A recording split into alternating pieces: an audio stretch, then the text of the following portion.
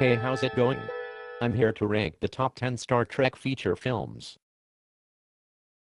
Actually, the idea for this list came from watching Cinema Connection 1's question and answer video.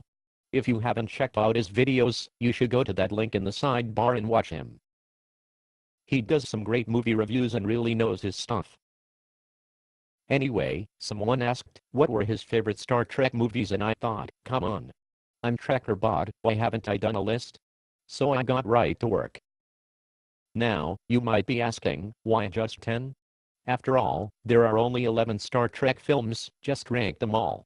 The reason I stick to 10 is one of the movies is so bad I refuse to even rank it.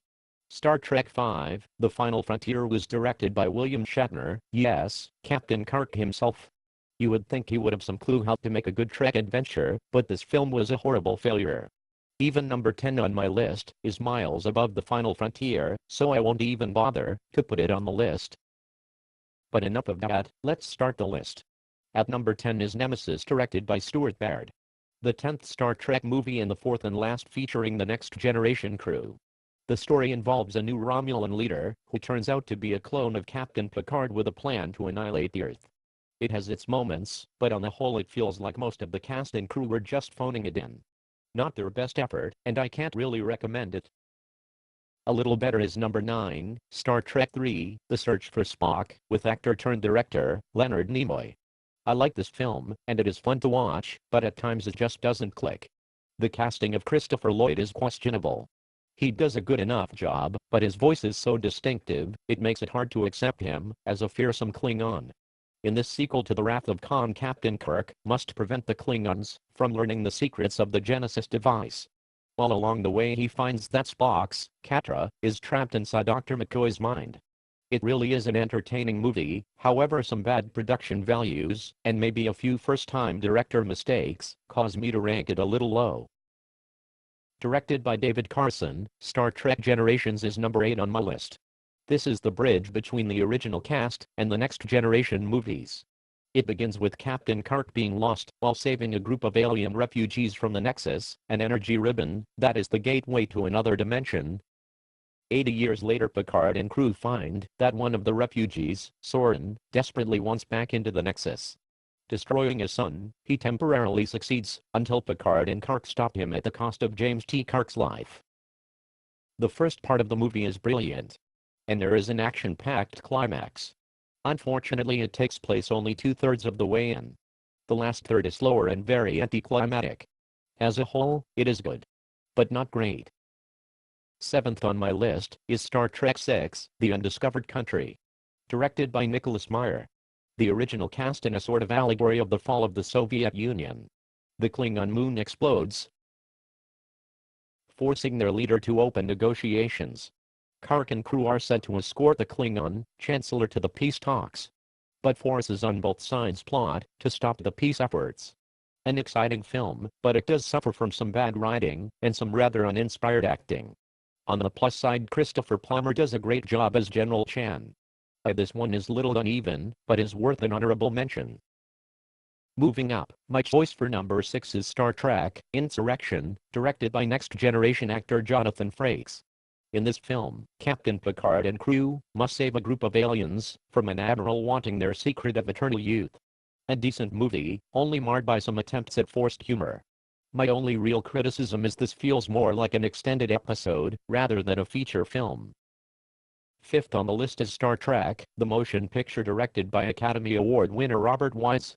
This was the first film in the story as a retelling of the original series episode Changeling. An old Earth Voyager space probe merges with a machine intelligence and comes back to Earth looking for its creator.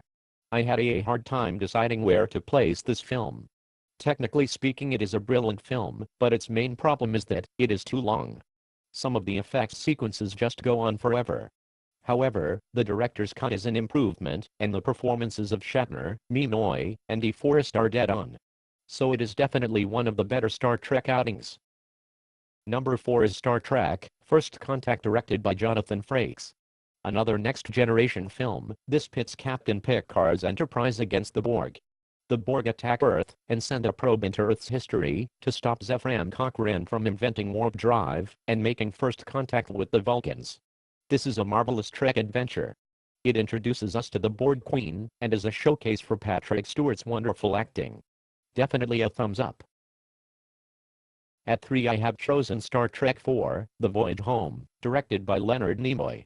Played a bit more for laughs, this one has the original crew going back in time to 1986 and beaming up a pair of humpback whales named George and Gracie to try and convince a 23rd century alien probe not to destroy the Earth. Sounds silly?